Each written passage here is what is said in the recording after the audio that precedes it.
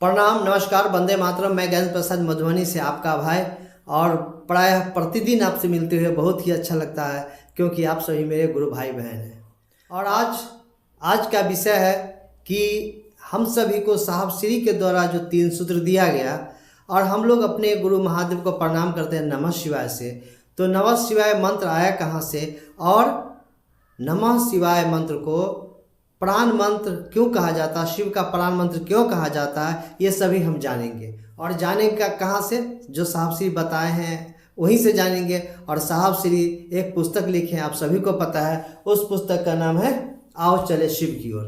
और इसी पुस्तक के माध्यम से हम सभी जानेंगे नमः शिवाय, जो शिव का प्राण मंत्र है, महादेव का प्राण मंत्र है, उसके विषय में जानेंगे। तो आइए चलते हैं पृष्ठ संख्या 153 पे, 153 पे हम लोग चलते हैं और वहाँ हम लोग पढ़ना प्रारंभ करते हैं। उसका हेडिंग है नमः शिवाय। भारत की सांस्कृतिक एवं आध्यात्मिक परंपरा विश्व की सर्वाधिक प्राचीन परंपरा है। इस परंपरा में बहुमूल्यवान धरोहर है शिव की अवधारणा। शिव की अवधारणा बहुमूल्यवान धरोहर है। जिस सूक्ष्माति सूक्ष्म परम चैतन्य सत्ता को ब्रह्म, आत्मा, रुद्र, ईश्वर आदि कहा गया है, उसे ही शिव की संज्ञा दी गई है। शिव को परम सत्ता कहा गया है। शिव को परम सत्ता कहा गया है। शिव समस्त विश्व ब्रह्मांड की उत्पत्ति के मूल कारण है। शिव अपनी शक्तियों से जाने जाते हैं, वे शक्ति के जनक है। कहा गया है या शक्ति शिवस्य शक्ति। जो भी शक्ति है वो शिव की शक्ति है। शिव की इच्छा ही शक्ति है।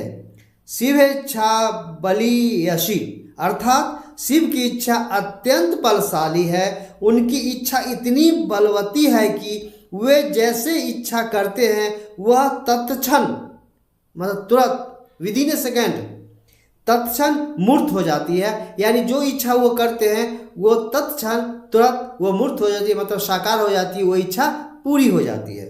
सृष्टि के मूल में है उस महेश्वर शिव की इच्छा। कुम्हार मिट्टी के बर्तन बनाने के निमित्त कुदाल चक्र घुमा देता है, थोड़ी सी मिट्टी रहती है और उस पर हाथ लगा देता है। कुम्हार का हाथ हिलता नहीं और कुम्हार की इच्छा के अनुरूप कभी गिलास, कभी हांडी, कभी घड़ा तैयार हो जाता है। काल चक्र घूम रहा है और सृष्टि की उत्पत्ति, स्थिति और लय का क्रम पल प्रतिपल चलता जाता है। जगत का चक्र भी चलता रहता है और महेश्वर शिव परम शांत हैं। वहाँ आवेश रहित आवेश है। वहाँ आवेश है लेकिन प्रतीत नहीं होता है, इसलिए कहा गया है आवेश रहित आवेश है। जगत की उत्पत्ति के पूर्व महाशून्य था। जगत की उत्पत्ति के पूर्व महाशून्य था। शिव अपनी शक्ति के साथ अव्यक्त अवस्था में अवस्थित थे। शिव के अंदर इच्छा का आविर्भाव हुआ। एको अहं बहुश्याम, एको अहं बहुश्याम, अर्थात मैं एक से अनेक हो जाऊं। इस इच्छा के प्रकट होते ही शिव और शक्ति की संयुक्त सत्ता से इच्छा का अस्तित्व हुआ। अव्यक्त शक्ति अब व्यक्त हो गई। शक्ति सत्ता का प्रगटीकरण इच्छा के रूप में हुआ। इच्छा तरंग के रूप में थी। उस महेश्वर की इच्छा से महाशून्य में एक तरंग उत्पन्न हुई। विदित है कि इच्छा में तरंग होती है। इच्छा की इन तरंगों में शब्द रहित अंतर्निहित सृष्टि की इच्छा थी। स्वाभाविक रूप से सृष्टि की इच्छा में पालन और लय समाहित थे। ध्वनि तरंगों से ओम जैसी ध्वनि प्रकट हुई। ओम में 3 अक्षर है, अ, उ, म। अ सृष्टि की उत्पत्ति, उ सृष्टि का पालन और म सृष्टि के लय की शब्द रहित ध्वनि है। माना जाता है कि ओम शिव शक्ति संयुक्त सत्ता की उस समय की ध्वनि तरंगे है जब 5 तत्व और 3 गुणों का निर्माण नहीं हुआ था। सृष्टि अमूर्त थी। कहा जाता है कि अमूर्त शिव शक्ति सत्ता का ओम सृष्टि के मूर्त होते ही नमः शिवाय हो गया। इसलिए इसे शिव का प्राण मंत्र कहा जाता है। इस लाइन को हम लोग थोड़ा और पढ़ लें एक बार और।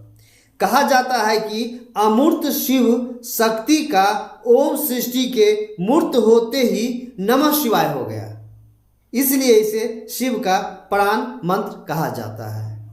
तो नमः शिवाय कैसे आया ये हम लोग जाने, और नमः शिवाय शिव का प्राण मंत्र है इसके विषय में भी हम जाने। और ये सब साहब श्री का लिखा हुआ पुस्तक है, आप देख रहे हैं नीचे साहब श्री का नाम लिखा हुआ है हरिंद्रानंद, और पुस्तक का नाम है आओ चले शिव की ओर। तो निश्चित रूप से इस पुस्तक को पढ़ने के बाद हम सभी शिव की ओर जाएंगे। शिव की ओर जाने में बहुत ही सहयोग प्राप्त होगा इस पुस्तक को पढ़ेंगे। और दूसरा सूत्र जो है जन जन को बताने के शिव मेरे गुरु हैं, निश्चित रूप से बतावें, लोगों के बीच इस बात की चर्चा करें कि मैंने शिव को गुरु मान लिया है, आप भी माने और उन्हें भी बतावें, और वो भी शिव गुरु कार्य करेंगे, वो भी जन जन को बताएंगे। इस तरह हमारा शिव कार्य होगा और हम शिव के सच्चे और अच्छे शिष्य बनने लगेंगे। हम कहते हैं ना कि मेरे गुरु शिव हैं, शिव भी स्वीकार कर लेंगे, सचमुच ये मेरा शिष्य है। चलिए आज की वीडियो यहीं पे विराम देते हैं, फिर मिलते हैं बहुत जल्द आप सबों के साथ। आज प्रणाम करने से पहले एक आग्रह है कि अभी तक यदि मेरे चैनल को सब्सक्राइब नहीं किए हैं तो कर दे, लाइक का बटन दबा दे, बेल आइकन को जरूर प्रेस करें जिससे कि आपको पता चले कि मेरा वीडियो अपलोड हो गया है। और कमेंट सेक्शन में अपना विचार जो अभी पढ़े सुने हैं ना हम लोग, उसमें से कुछ अच्छे सब तो सब अच्छा ही साहब श्री का लिखा हुआ है, उसमें हमने क्या समझा इस बात को वहाँ लिखना चाहिए जिससे कि और भी लोग इसको पढ़कर समझ सके और उसका भी ध्यान जाए कि ये पुस्तक मेरे पास भी होना चाहिए, ये महाग्रंथ मेरे पास भी होना चाहिए। फिर से आप सभी को मेरा प्रणाम, फिर मिलते हैं किसी अन्य दिन।